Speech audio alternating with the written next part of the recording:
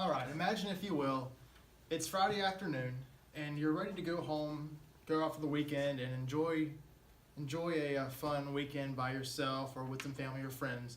And your boss calls you, texts you, emails you, Snapchats you, or whatever your favorite form of communication is, and says, "Hey, I need you to work late tonight, or maybe work late Saturday for a big project, someone's called in sick or whatever."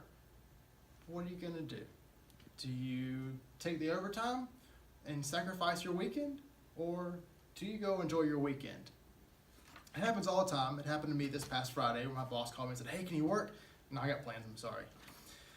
So, the movie Castaway, one of the most popular movies of 2000, probably one of my favorite movies. Tom Hanks' character, Chuck Noland, he's on this big plane crash. He survives on a desert island for a few years and gets rescued. Everybody's probably seen the movie or at least knows about it.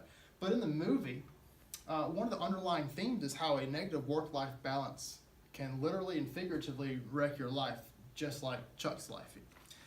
So before we jump into the movie, bring up another movie.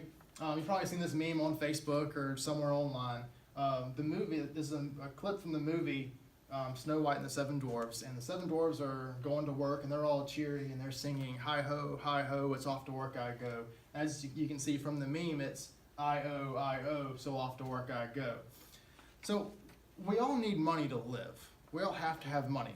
We all have bills. We all have cost of living expenses, cars, gas, electricity, food, whatever. We also have to spend some money on hobbies and fun things to do to kind of relax and take away from, and kind of get away from life. So unless you live off the grid or you live off your family's trust fund, we all have to have money and we all have to go to work. So what is a work-life balance anyway? What's a good definition of that? So I looked up on businessdictionary.com, had a pretty good definition, and it says that work-life balance is a comfortable state of equilibrium achieved between an employee's primary priorities of their employment position and their private lifestyle. Cut and dry, balance between your work life and your private life.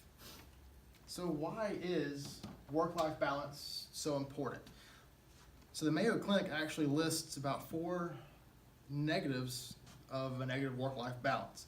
Number 1 is fatigue. It's where you work so much, you're always tired, you can't get caught up on sleep. The next one is poor health. It can actually manifest to actual physical ailments.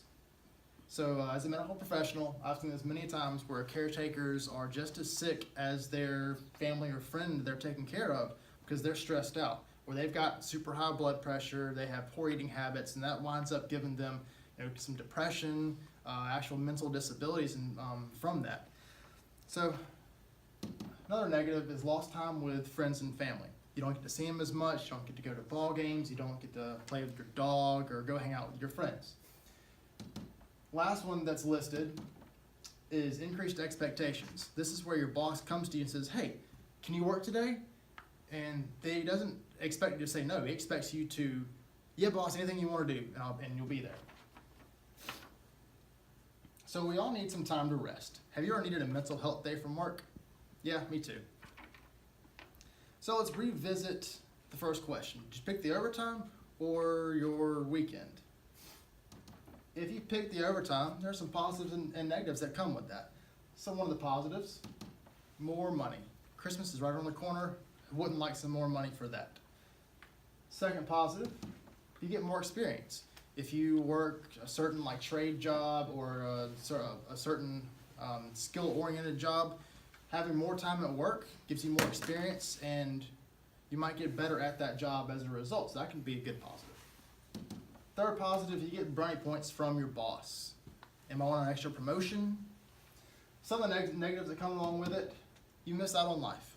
Like I said earlier, you might miss spending time with your family, you might miss spending time with your dog, running around the park, any of your hobbies that you enjoy doing.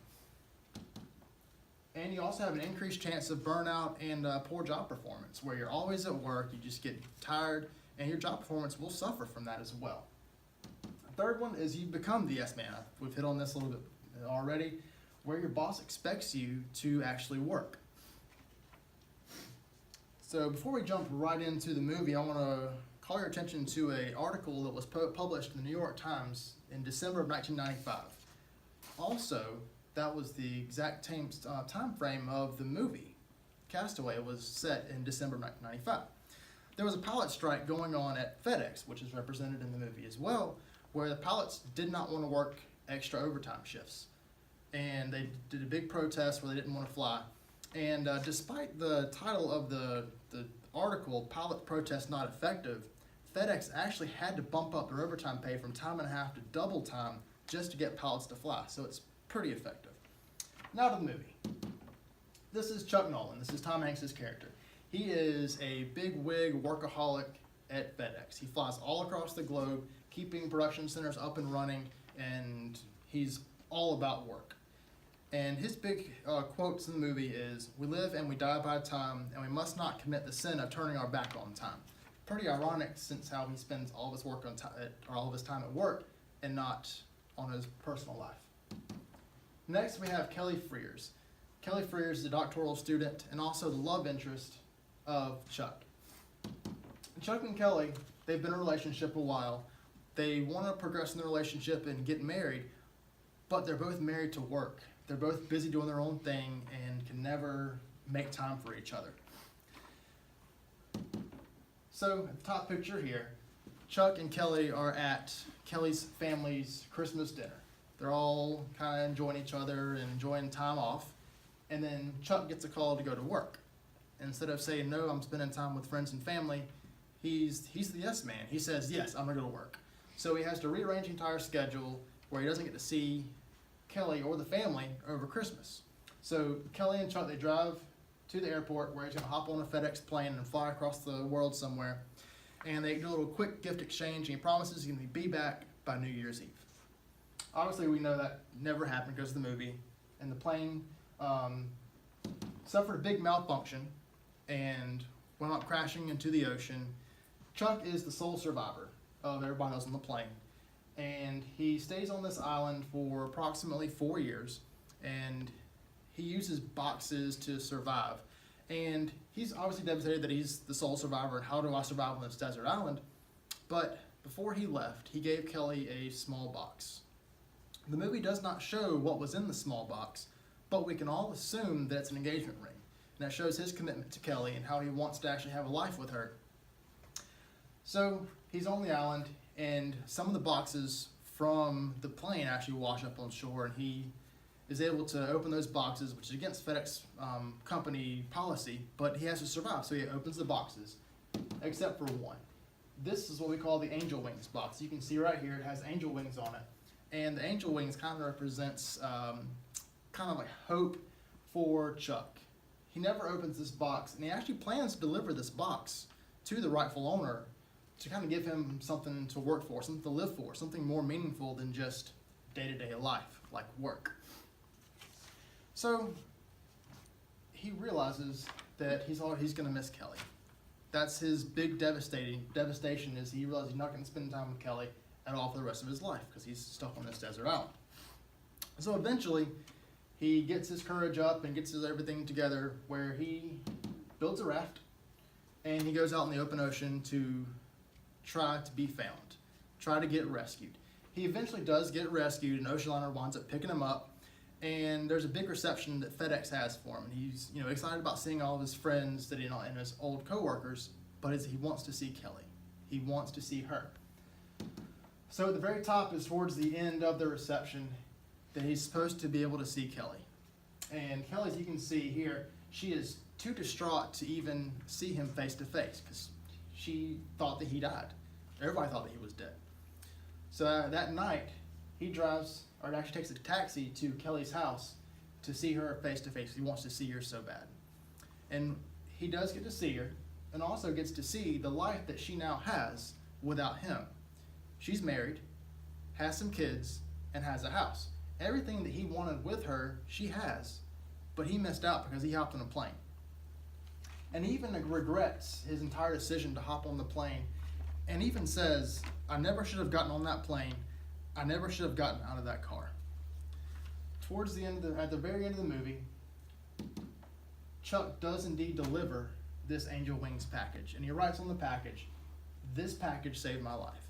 It was his hope. It was what he worked for to survive, and eventually he survived and delivered this package, although it was 4 years late. And that's the start of his new life.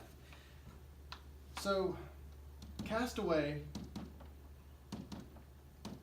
there we go.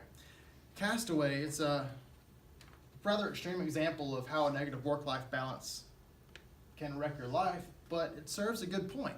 If you put too much emphasis on your work, you're going to be stressed out to the max.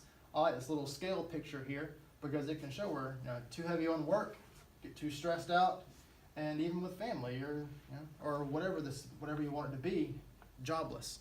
So there has to be a healthy balance where you're happy at work and at life. And I'll leave you with this quote. It says, "Work to live and don't live to work. Know to balance your life." Now, does anybody have any questions, comments? Awesome. Thank you guys for showing up and helping me with this presentation. Thank you.